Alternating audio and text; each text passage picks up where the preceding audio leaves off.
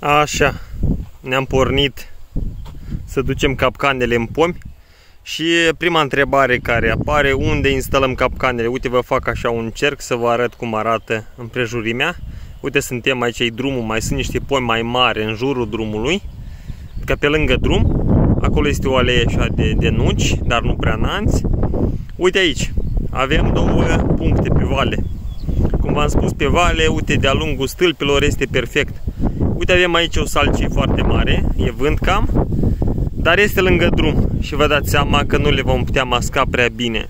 Dar mai avem un drum care duce la deal și uite, acolo se vede o alee de pomi. Acolo sunt niște șterjare unde eu regulat prindeam roiuri.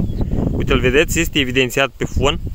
Uite, astfel și căutați și voi niște alei, niște văi, niște râpi cu pomi și căutați ceva evidențiat pe fon, unde este vreun pom mai mare sau vreun grup așa de pomi mai mari și le duceți acolo. Acum noi, sigur, cu mașina, cu stupi în ea, cu capcanele, uite, două din spate, două în portbagaj și unul în față, uite, la acolo.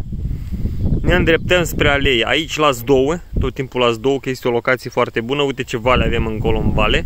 Și de pe văi așa se strâng roiurile și vine în direcția dată. Adică nu este prea sus de la mijlocul văii, este ceva așa, puțin spre deal, dar uite, vârful e acolo.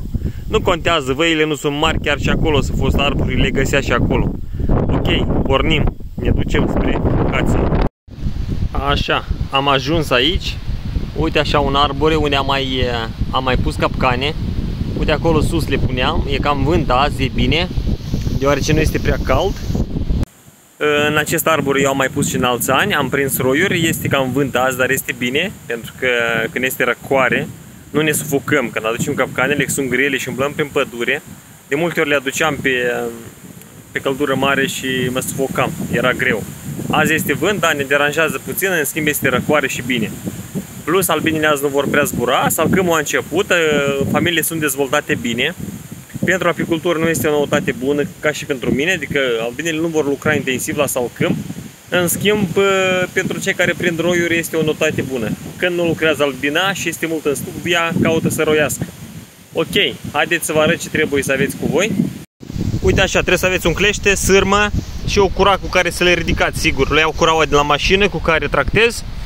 Uite, capcana este aici. Uite cum am învelit-o cu peliculă și am pus niște chestiuțe așa din aluminiu care le aveam pe acasă, ca să nu taie pelicula, nu, sârma să nu taie pelicula în toate părțile. Din 4 locuri le-am luat și acum o legăm și o ridicăm în pom. Acolo urdinișul este deschis. Nu vă arăt cum o urc în pom, vă arăt când este gata. Ok, eu trec la treabă și vă arăt la final cum arată toată această chestie. Uite așa arată capcana în pom. O instalăm bine pe o creangă mai groasă, o legăm cu sârmă să nu se miște. De dorit o fixăm pe crengi care mai puțin se mișcă de la vânt, acolo este destul de stabil. Am aruncat curaua și un lucru am uitat să vă spun: folosiți, dragii mei, niște mănuși că vă prind bine. Că ridicați curaua, țineți de sârmă, nu vă tăiați mâinile, că în cazul meu sunt foarte grele capcanele.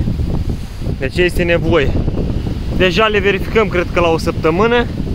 Dacă găsim ceva timp, trecem, eu le pun în apropiere de casă ca să-mi fie mai ușor să le verific. Anul acesta pun doar 5. Anul acesta voi pune doar 5. Și că nu am timp să mă ocup cu multe, sincer să vă spun așa un mic secret, am o mulțime de capcane care stau deja al 2-lea an în pădure. Voi avea timp, voi trece și pe la ele, știu că li s-a cam distrus pelicula, dar ar putea și acolo să intre roiuri, nu contează de cum este ea, în ce stare. Albina, neavând o altă soluție, adică o scorbură în pomi, va intra și în aceste capcane, le va astupa cu propolis și își va face o căsuță. Oricum, din când în când, dacă vor fi prea multe roiuri în natură, voi trece și pe acolo. Și dacă se întâmplă ceva, vă le arăt în ce stare sunt și dacă s-au prins roiuri. Încă un moment.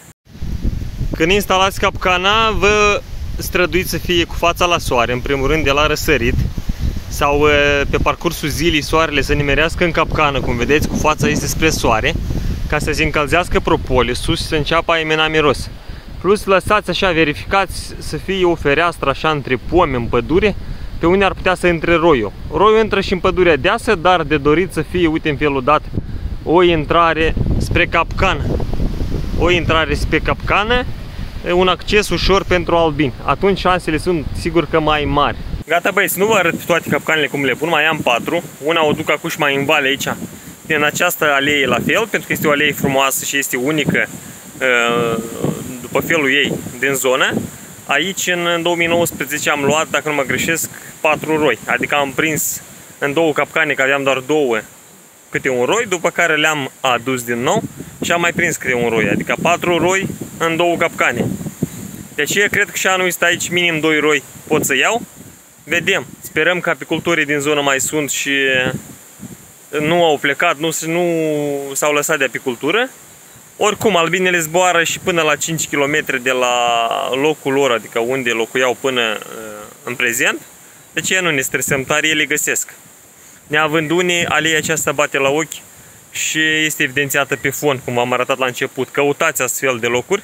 Dacă pădurea este deasă, ok, căutați un arbore mai gros, poate este cu o coroană mai înaltă, la fel să fie evidențiat. Important să nimerească soarele pe propolis și să emane. Albina are un miros de 5 ori mai dezvoltat ca la câine și foarte ușor găsește mirosurile puternice. V-am spus, folosiți tot felul de feromoni, uleiuri eterice cum este lemongras, levănțică, ceva din domeniul. Adică eu pe urmă am să vă arăt poate și o rețetă cum prepar eu aceste uleiuri eterice, care sunt concentrate, le amestec cu ceva interesant ca să-și păstreze mirosul pe mult timp, pentru o durată mai lungă de timp.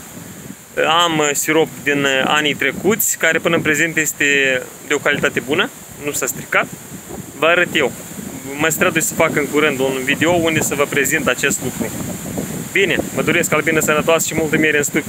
Dar eu instalez capcanele și vă arăt deja când vor fi roii. La revedere!